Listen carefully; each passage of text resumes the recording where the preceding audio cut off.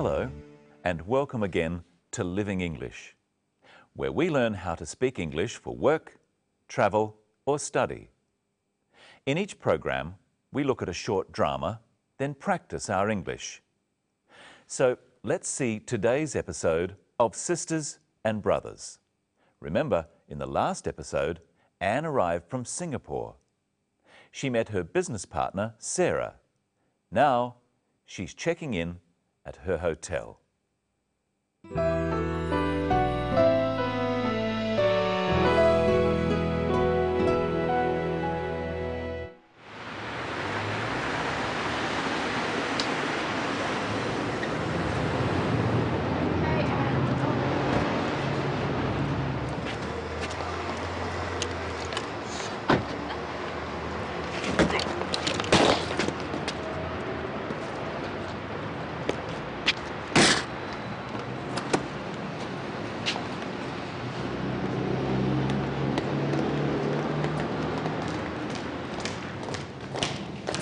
Thank you very much for picking me up. You're very welcome. You'll be all right here? Thanks, I'll be fine. And thank you, Mark, for helping with my heavy bag. Oh, don't mention it. All right then. Nice to meet you finally. I'll ring you tomorrow. Nice to meet you too. Goodbye.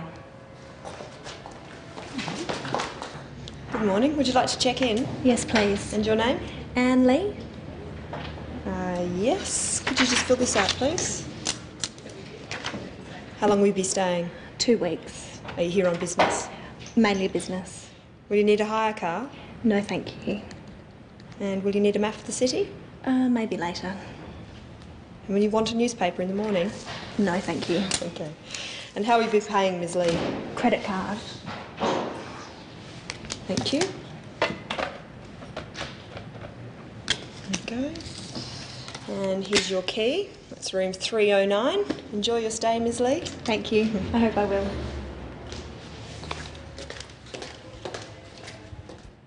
In that episode, we saw how to say thank you and how to reply. Let's have another look. Thank you very much for picking me up. You're very welcome. Anne says, thank you very much. This is a polite way of thanking someone. Try saying, thank you very much for picking me up with the clip. You're very welcome. Thank you very much for picking me up. You're very welcome. Sarah says in reply, you're very welcome. This is a polite reply. Try at home with the clip. Thank you very much for picking me up. Thank you very much for picking me up. You're very welcome. You're very welcome, or just you're welcome, is what we usually say when someone thanks us. Your is short for you are. You are welcome. Now listen for how Anne says thank you to Mark. And thank you, Mark, for helping with my heavy bag. Oh, She just says thank you. There's another way of saying thank you for everyday things. Listen carefully. You'll be all right here? Thanks, I'll be fine. Anne said thanks to a polite question. For small things like this, we just say thanks. In our next clip, listen for what Mark replies when Anne says thank you. And thank you, Mark, for helping with my heavy bag. oh, don't mention it. Mark says, don't mention it. He's politely saying that Anne doesn't need to say thank you. Don't is a way of saying do not, and mention means say. Now try saying it yourself. And thank you, Mark, for helping with my heavy bag. Oh, And thank you, Mark, for helping with my heavy bag. oh, don't mention it. In that episode, we also saw how to say goodbye. Nice to meet you too. Goodbye. She says goodbye as she leaves. It's a formal way of saying that you are going. Practice saying goodbye with the clip. Nice to meet you too. Nice to meet you too. Goodbye. When you get to know someone a little better, you can say, "See you later." Practice saying this after me. See you later. See you later. Now, let's look at how to ask questions about what you're going to do. How long will you be staying? 2 weeks. How long will you be staying? We use the word will to ask about the future. Now listen to another question that uses will to ask about the future. Listen carefully. The hotel clerk speaks very fast. And will you want a newspaper in the morning? Here's another question from the clerk. And will you need a map of the city? And here's another one. Will you need a hire car? All these questions are about what Anne will do in the future. They ask about her plans. They ask about what she intends to do or what she is going to do. For example, the question, "Will you need a hire car?" is asking about the future, about what Anne might need in the next few days.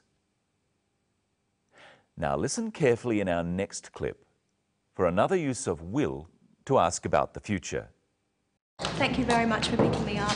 You're very welcome. You'll be all right here? Will you be all right here?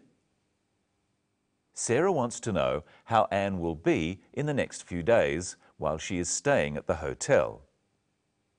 In the next clip, see how the word will is used when you are not asking a question. And here's your key. That's room 309. Enjoy your stay, Ms. Lee. Thank you. I hope I will. Anne replies, "I hope I will," to the clerk, telling her to enjoy her stay at the hotel. She hopes that in the future she will enjoy staying at the hotel. If you are not asking a question, you use the word will after words such as she. She will need a hire car. I will need a hire car. And you will need a hire car. These sorts of words, I, she, you, are called pronouns. We use will before pronouns in questions. So if I say, "Will you need a hire car?" it's a question. Listen to the difference. Will you need a hire car? You will need a hire car. Can you tell which one of these is a question? Will you enjoy your stay? Or, you will enjoy your stay. Will comes before you, so will you enjoy your stay is a question. It's asking about something in the future. When will comes after you are just saying what you think is going to happen. You will enjoy your stay. And here is Michelle. Hello, Michelle, how are you? I'm fine, thanks, Brenton. Hello, everyone. What will we talk about today? We'll talk about how to pay for things and more about the word will. Now, Brenton, you're going on a holiday to Fiji. I am? Let's pretend. I've brought some things here. Ask me if you'll need them, and you ask at home too, using will I need. Remember, it's hot in Fiji and there's lots of beaches. All right. Sunscreen. Will I need sunscreen? What do you think? Yes, you will. Traveller's checks. Will I need traveller's checks? Yes, you will. Sunglasses. Will I need sunglasses? Yes, you will. Teddy bear. Will I need a teddy bear? No, you won't. I might. Now you answer the questions. Will he need sunscreen? Yes, he will. Will he need sunglasses? Yes, he will. Will he need a teddy bear? No, he won't. Oh. Now, let's look at the scene where Anne pays for her hotel room. How does she pay? And how will you be paying, Ms. Lee? Credit card. Anne pays by credit card. How else can you pay for things? Well, you can pay in cash. So we say you pay by credit card or in cash. How else can you pay? Well, you can often pay by EFTPOS. EFTPOS stands for Electronic Funds Transfer at Point of Sale. You use your ATM card for this. And you can pay by cheque. In America, it's spelled differently. So we say you can pay in cash, by credit card, by EFTPOS, or by cheque. Practice saying by credit card with the clip. And how will you be paying, Ms. Lee? And how will you be paying, Ms. Lee? Credit card. Did you hear what the clerk called Anne Lee in that clip? Listen again. And how will you be paying, Ms. Lee? Credit card. She used her formal title, Ms. Lee. What's your formal title, Brenton? My formal title is Mr. Whittle. Men are called Mr. We say Mr. before our last name. My full name is Brenton Whittle, so I'm Mr. Whittle. So the Mark Taylor in our film is Mr. Taylor. Yes. And are you Ms. Crowden? I might be. I might not be. What do you mean? Women can be called Ms., Miss or Mrs. Well, they all sound like each other. Yes, but they're different. You can only be called Miss if you're not married and Mrs. if you are married. Are you a Miss or a Mrs.? I like to be called Ms. Any woman can be called Ms., just like any man can be called Mr. Practice these after me. Mr. Whittle. Mrs. Taylor. Miss Taylor. Ms. Lee. Have a go at saying Ms. Lee with the clip.